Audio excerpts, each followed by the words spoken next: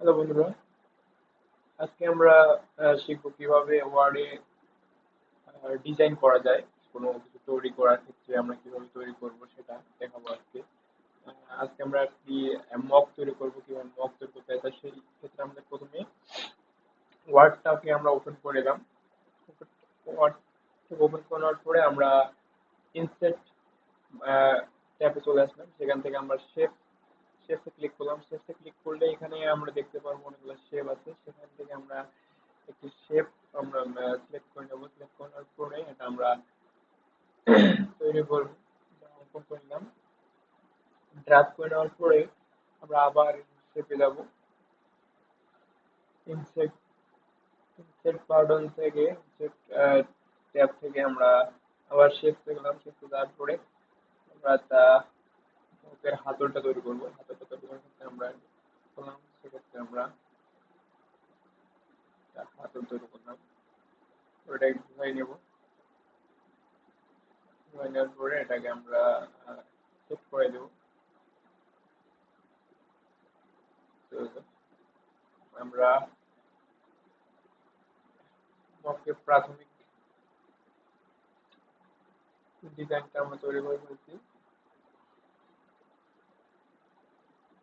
এরপর এটাকে আমরা গ্রুপ করে নেব।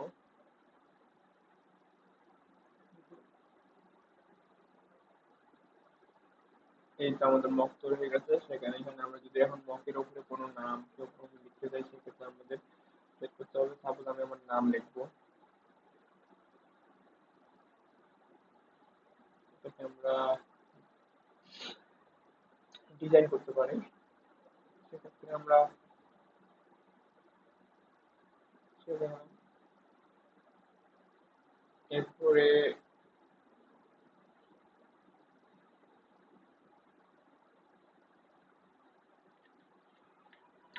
আমরা ফরম্যাট থেকে আমরা টেক্সটটাকে আমরা ডিজাইন করে নিচ্ছি।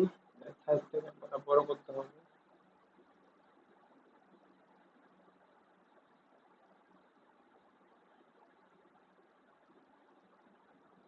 এরপরে আমরা আবার ফরম্যাটে যাই। এখানে কালার কালার ইফেক্ট আমরা দিতে পারি এখানে।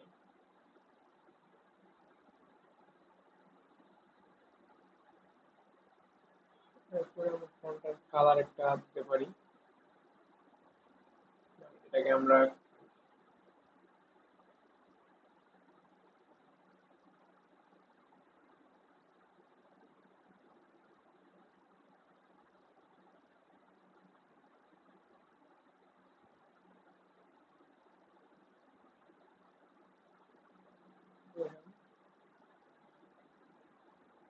এটাকে আমরা ইচ্ছা মতো আমরা আহ, সাজাইতে পারি। আমাদের চাই ইফেক্টটাকে নরম করে দিতে পারি। বাট এখানে ফন্টটাকে আমরা বোল্ড করে খুব ডিজাইন করে নেবো। এটা আপনি আপনার ইচ্ছা মতো করে নিতে পারেন। ফন্টের কালার সাধারণত টেক্সটটাকে ফরম্যাট থেকে করাই বেটার। তো সেক্ষেত্রে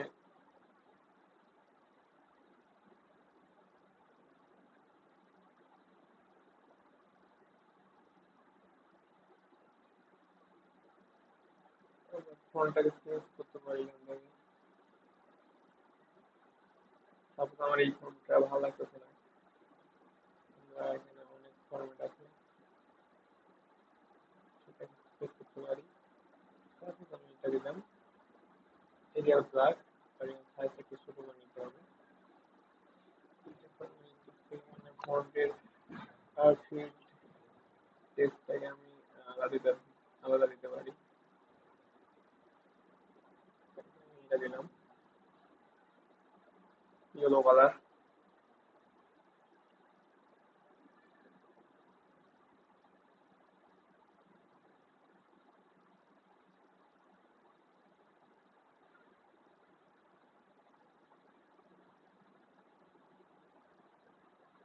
এটা সাধারণত আপনার পয়েন্ট অফ ভিউর উপর নির্ভর করবে, আপনি কিরকম চান সেটার উপর।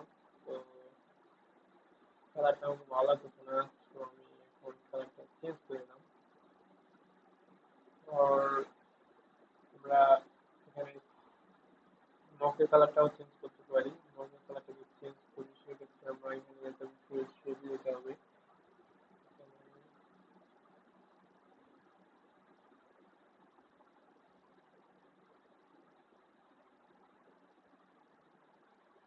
করি। এই হচ্ছে আজকে আমাদের একটা মক সংক্রাম তৈরি করতে করে ফেলছি। এরপরে আমরা পুরোটা এই যে এখন মগটাকে আমরা ইচ্ছা মতো মুভ করতে পারি।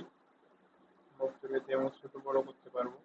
এখানে আমরা যদি অ্যারোগুলোকে ধরে ছোট বড় করতে চাই ছোট বড় করতে পারবো। বাট সেক্ষেত্রে লেখাটাকে আপনার ইতিবাচক হবে। বাট আমরা এটা যে সুন্দর সাইজ করে সাইজ আমরা দেবো যেটা সুন্দর দেখা যায়। তো আজকে এই ছিল। ধন্যবাদ। আহ, এরকম আরো ভিডিও পেতে আমার চ্যানেলটাকে সাবস্ক্রাইব করবেন এবং ফলো দিয়ে রাখবেন। ধন্যবাদ।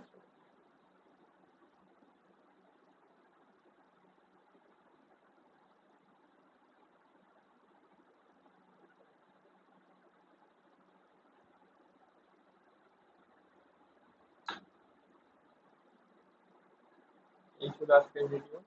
ধন্যবাদ সবাইকে।